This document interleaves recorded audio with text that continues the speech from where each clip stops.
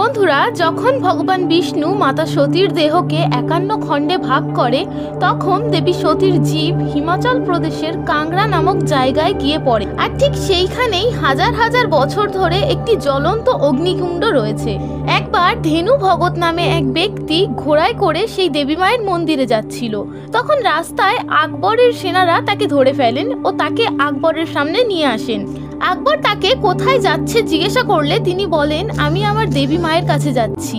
তখন আকবর তার তলোয়ার দিয়ে সেই ব্যক্তির ঘোড়ার গলা কেটে দেয় এবং তাকে বলে, যদি তোমার দেবী মা এত শক্তিশালী হয় তাহলে তাকে বলো তোমার ঘোড়াকে জীবন্ত করে দিতে। তখন ধেনু নামক লোকটি কাঁদতে কাঁদতে তার দেবী মায়ের কাছে গেলেন এবং দেবীর মূর্তির সামনে গিয়ে সমস্ত ঘটনা শোনাতে থাকেন। তখন জলা দেবী তার ভক্তের সম্মান রক্ষা করতে ঘোড়াটিকে জীবন্ত করে দেয়।